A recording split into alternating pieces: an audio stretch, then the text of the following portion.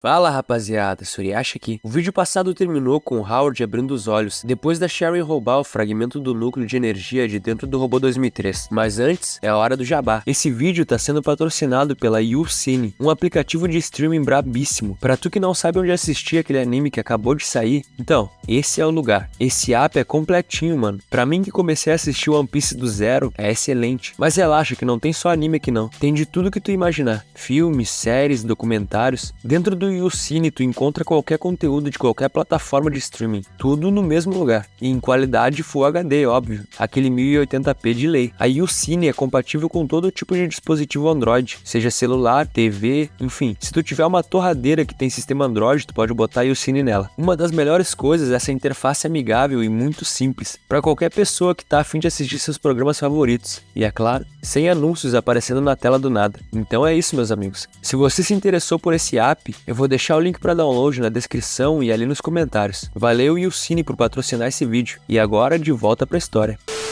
Sharon corre pelos corredores do abrigo até que chega na sala de controle e insere o fragmento no sistema de reconhecimento. Ela estava tensa, agora era tudo ou nada. Com um bip, o sistema de reconhecimento diz que está totalmente energizado. A sala de comando iria abrir agora. Então, a grande porta de metal se abre. Sharon sorri. Funcionou. Ela finalmente entra na sala de comando. Tudo isso finalmente ia acabar. As informações começam a brotar na tela. Ela digita os prompts necessários e então uma mensagem surge, dizendo que o sistema de lançamento foi ativado. Sharon se sente cada vez mais empolgada. Ela coloca sua mão no scanner e então, acesso limitado ao sistema. O sistema de lançamento vai ser encerrado depois da contagem. A contagem regressiva termina e uma mensagem aparece, dizendo que o sistema de lançamento está encerrado. Sharon fica paralisada por alguns segundos, sem saber o que fazer. Tremendo, ela se pergunta: por que isso aconteceu? Ela traiu o único parceiro dela apenas para escapar desse buraco do inferno. Então ela perde o controle e começa a bater com a cadeira no monitor, gritando e perguntando por quê. Ela só queria viver e deixar esse lugar, só isso. O que tem de errado? Ela solta a cadeira, já chorando copiosamente, ainda se perguntando por quê. E então alguém pergunta se ela não entendeu. Esse tal abrigo Souls Moon é apenas um boato. Sharon se vira e então vê ele, Howard, dizendo que quando ela dormiu, ele investigou esse lugar. Nunca existiu nenhum santuário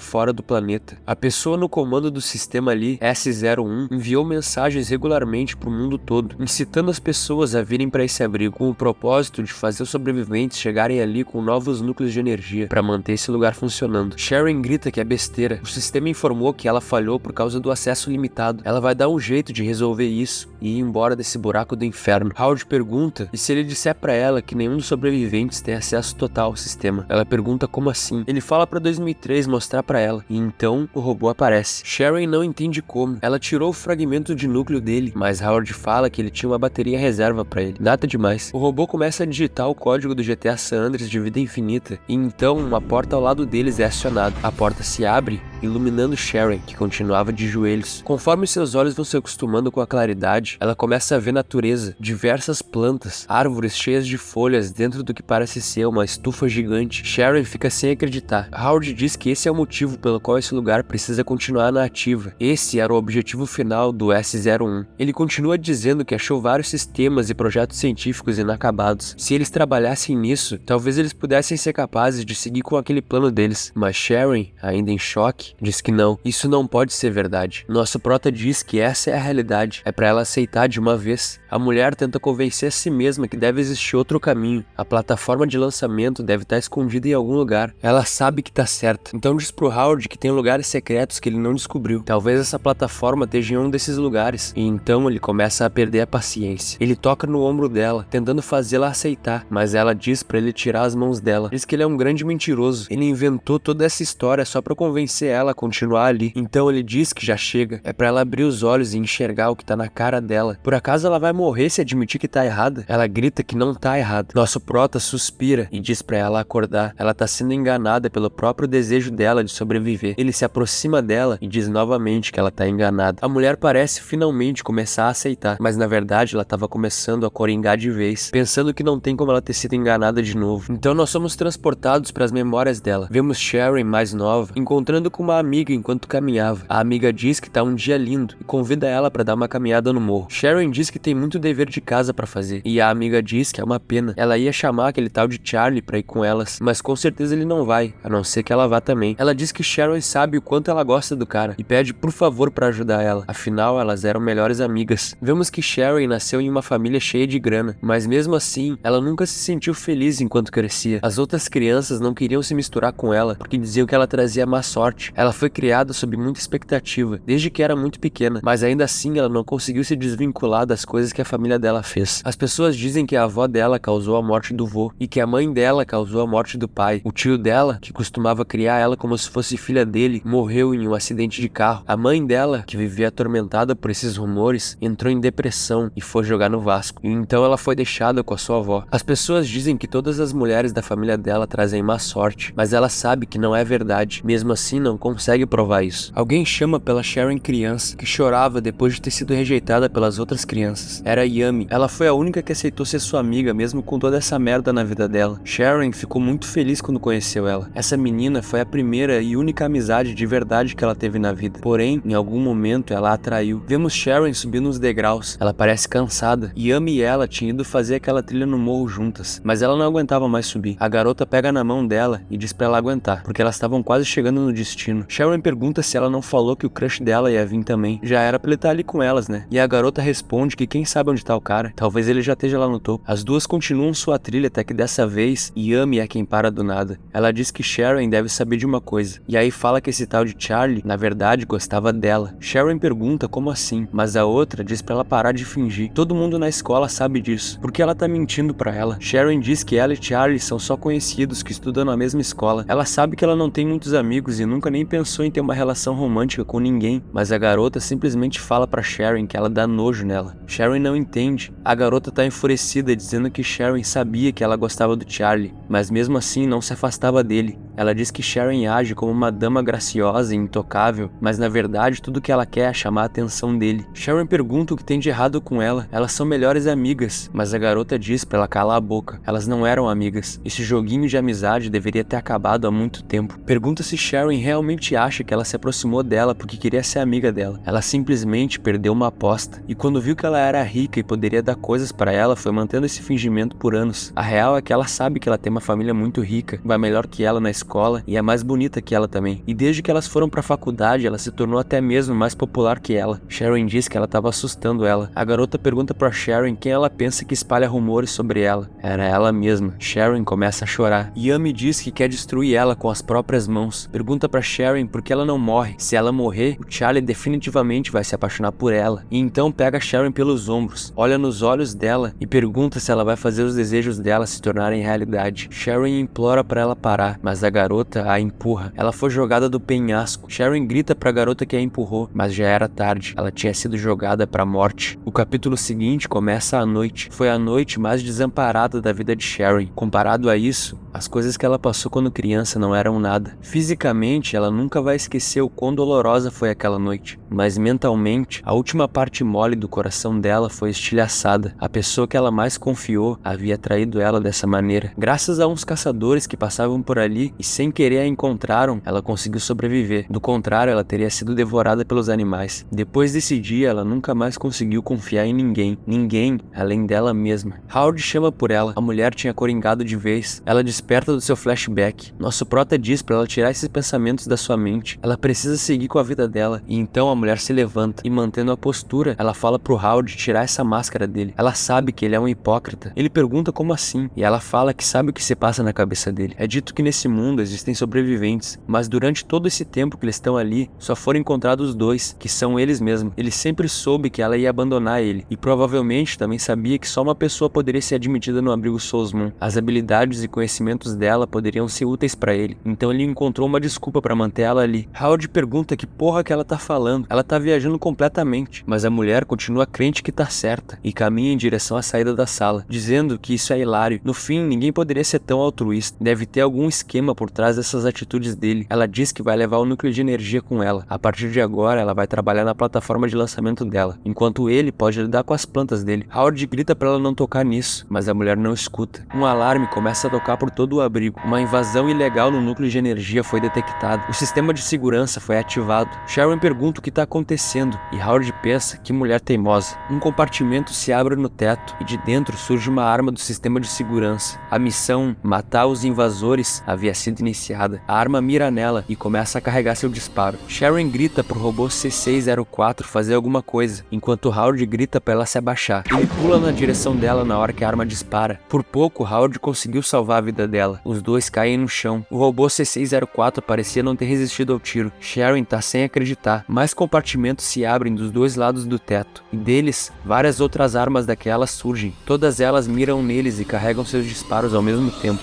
Howard só tem tempo de pegar Sharon pelo braço e sair correndo, dizendo pra ela correr também. Ela pergunta o que tá acontecendo, e ele diz que não tem tempo pra explicação. Se ela não correr, vai morrer. Os disparos por pouco não acertam eles. O nosso prota grita pra 2003 se apressar. Ativar modo de contra-ataque. O robô ativa a arma da sua mão e dispara em uma das armas, e boom, ela explode. Então ele atira em outra. O robô 2003 começa a destruir as armas uma a uma. Enquanto isso, Howard percebe no fim do corredor algo indo na direção deles. Ele arregala os olhos quando percebe que é um robô de combate, mais forte que qualquer um que ele já viu. O robô já chega disparando rajadas de tiros. Sharon e Howard são obrigados a se espremer contra a parede para não serem atingidos. O robô atira com tudo que tem. Cartuchos caem pelo chão. Howard diz para Sharon não se mexer. Os tiros param, deixando as mãos do robô saindo fumaça do calor criado. Ele começa a caminhar até eles. O robô de última geração analisava o ambiente. Ele havia detectado sinais vitais dos invasores. Eles não haviam morrido. Howard sabia que precisava agir agora. Ele fecha seu punho e se prepara. O robô avança rapidamente até eles. Nosso prota chama a atenção do robô 2003 e faz um gesto para ele, indicando para os dois trabalharem juntos. Quando o robô chega perto o suficiente, Howard decide agir. Ele acerta a cabeça do robô com toda a força que consegue extrair do exoesqueleto. A máquina consegue manter o equilíbrio e projeta um sabre no seu punho direito, mas Howard não ia deixar ele atacar. Ele segura o braço do robô com as suas luvas de metal, e antes que o robô pudesse fazer qualquer coisa, nosso prota gira o seu corpo e o arremessa pro outro lado do corredor, gritando pro 2003 agir. O robozinho carrega seu ataque mais poderoso e então dispara com tudo que tem. O tiro faz o robô de combate explodir, sua cabeça sai rolando pelo chão. Aparentemente eles haviam vencido. Sharon pergunta como ele tá. Nosso prota tá ofegante, mas quando ele vai falar, ele percebe algo. Na mesma hora diz pra Sharon se esconder, porque isso não tinha acabado. A cabeça do robô de combate se mexia de uma maneira estranha, e então de dentro dela, coisas parecidas com insetos começam a sair. Eram pequenos insetos robôs, extremamente perigosos e assassinos. Sharon pergunta o que é isso, e nessa hora um deles pousa em 2003. O inseto robô emitiu um bip fraco, até que, boom, aquilo explode, arremessando 2003. O robozinho cai metros longe, mas diz que tá bem, era pra eles tomarem cuidado. Howard se vira e vê o resto dos insetos robôs quase em cima dele, e então levanta sua mão direita bem no estilo Homem de Ferro e grita pra eles se afastarem, e aí solta uma labareda de chamas extremamente poderosa, que eu nem sabia que ele podia fazer isso. Os insetos robôs vão explodindo um por um no meio do fogo intenso. Howard grita pra ela pegar 2003 e sair dali. Ele iria segurá-los. Era pra ela ir até o lado de fora e fechar a entrada, enquanto ele mantinha eles ali. Sharon pergunta e quanto a ele, e ele diz que vai alcançá-los quando der. Ela vai falar algo, mas ele diz pra ela cortar a falação e ir de uma vez. Então a mulher pega 2003 e mete o pé, dizendo que vai esperar por ele do lado de fora. Howard continua explodindo os insetos com suas chamas, mas eles ainda eram muitos. Ele é cortado no rosto pelos destroços, cortado na perna, sem falar que o metal das suas luvas está extremamente quente, mas ele continua com tudo que tem, enquanto mais e mais insetos robôs caíam destruídos. Do lado de fora do abrigo, Sharon havia ativado o modo de proteção do abrigo, fazendo-se fecharem todas as saídas. O portão estava fechando, ela espera por Howard e nada, o portão continuava se fechando. Então ela grita para ele se apressar. Do lado de dentro, Howard corre em direção à saída. O portão já estava na metade, não ia dar tempo. As suas chamas acabaram. Então tudo que ele pode fazer agora é correr o mais rápido possível. Seu braço estava queimando devido ao calor daquelas placas de metal. Howard pensa que não vai conseguir. Os insetos já estavam quase o alcançando. Sharon grita que o portão vai se fechar de uma vez. Ele pega algo e pensa que essa é a sua última esperança. Então aperta o botão e ativa a granada. Ele pula e no mesmo movimento joga a granada para trás. Os insetos robôs já estavam quase o alcançando, mas nessa hora,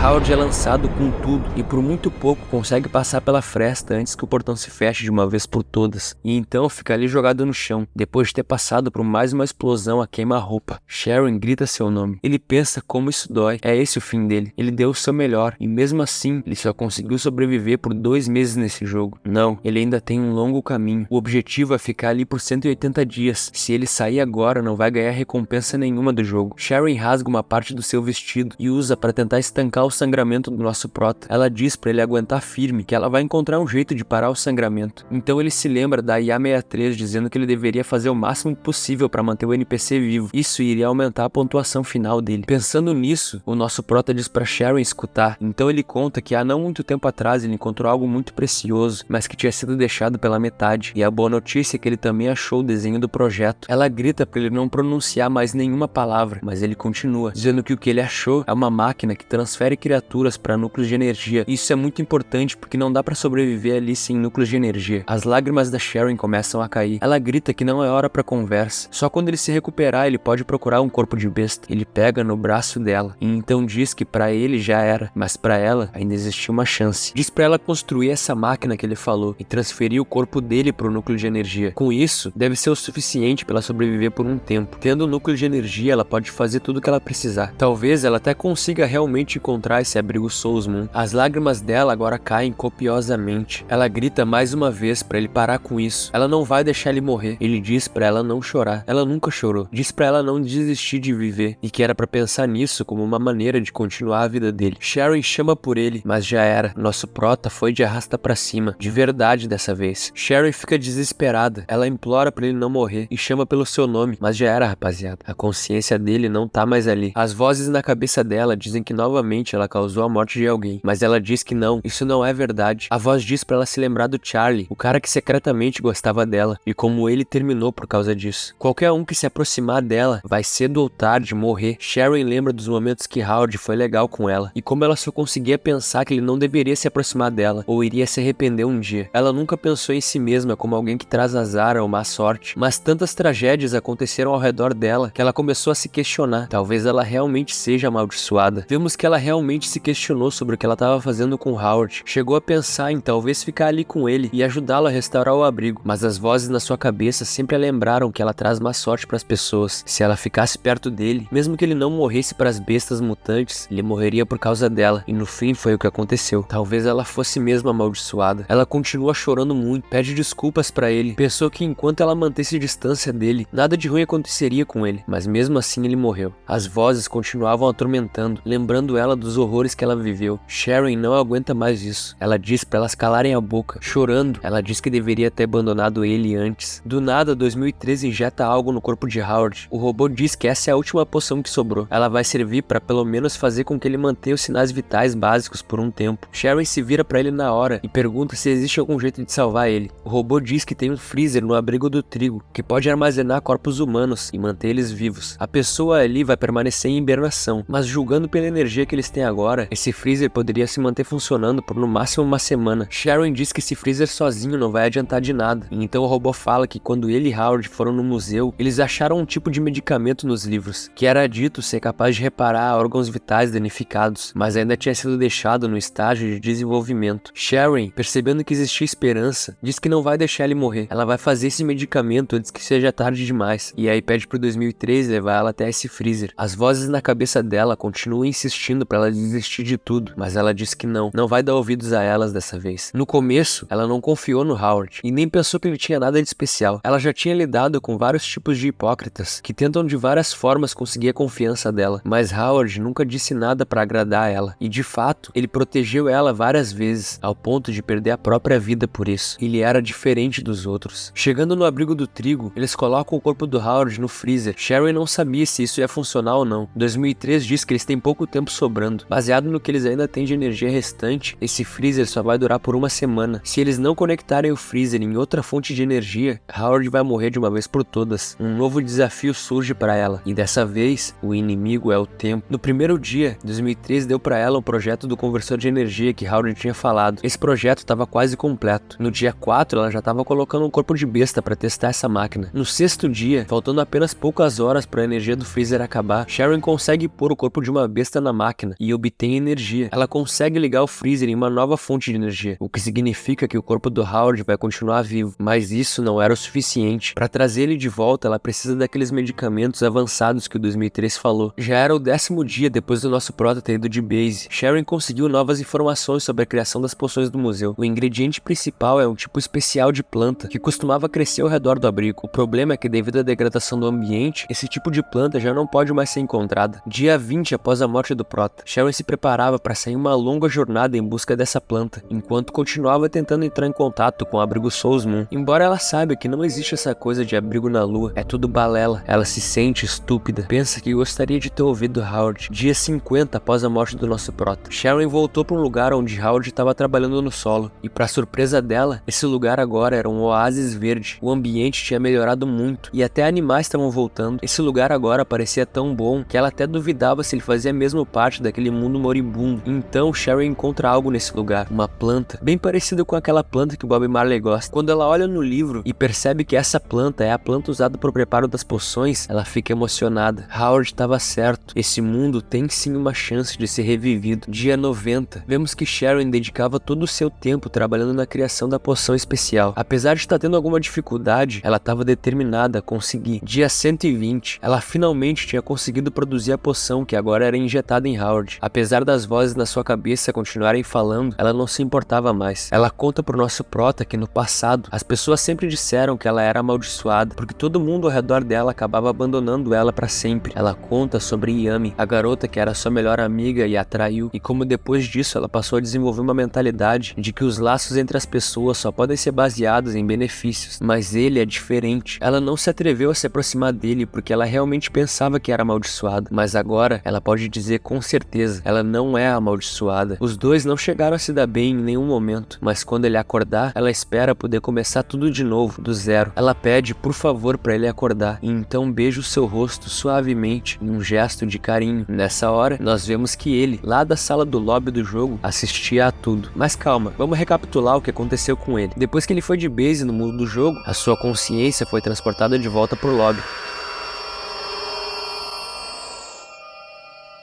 A IA-63 dá boas-vindas de volta e diz que ele parece meio irritado. Por acaso ele tá se sentindo triste por não ter dormido com nenhuma mulher dessa vez? Howard não responde ela. A verdade é que no mundo real ele provavelmente tá na UTI. Ele pensou que conseguiria dar um jeito nessa situação se vencesse o jogo e ganhasse as recompensas, mas agora já era. Só que de alguma forma ele tem que dar um jeito de superar essa crise. Os pais dele já carregam um peso fudido. Ele não consegue imaginar o quão miserável eles vão ficar se perderem ele também. Ele respira fundo, então pensa que diferença faz ele sobreviver. Sem as recompensas do jogo, ele não tem como se vingar, muito menos oferecer alguma ajuda para Sabrina. As bestas mutantes não foram a pior coisa que ele enfrentou. Os verdadeiros monstros, na verdade, existem no mundo real. A diferença é que esses monstros machucam os mais fracos, não por comida, mas por diversão. Isso o irrita demais. Ele precisa sobreviver, precisa continuar lutando. As dificuldades que ele enfrenta na vida real são difíceis de lidar. Ele engoliu a dor por muito tempo, mas quando ele jogou esse jogo pela primeira vez, ele já havia se decidido. Ele prometeu a si mesmo que nunca mais desistiria por causa dos seus problemas de novo. Além do mais, ele havia aprendido muita coisa nesse jogo. Então Howard se vira pra IA-63 e fala pra ela liquidar a conta dele. Ela fala que tudo bem, então ele pensa que não deve ter muita coisa pra aproveitar. Talvez ele possa usar os créditos do primeiro jogo pra algo que ajude o corpo dele a se regenerar mais rápido. Mas pra surpresa dele, a IA-63 dá os parabéns por ele ter conseguido permanecer vivo por 180 dias no mundo apocalíptico do desafio Invasão das Bestas. O nosso prota fica sem entender nada. Como assim conseguir ficar vivo? Ele morreu no primeiro mês. E então ele vê toda aquela história da Sharon colocando ele no freezer para manter o corpo dele preservado, indo atrás da planta e até o momento em que ela dá aquele beijo cheio de ternura na testa dele. E então ele entende, de fato ele havia sobrevivido 180 dias. Ele conseguiu vencer o desafio e nessa hora ele acorda, só que dessa vez em uma cama de hospital no mundo real.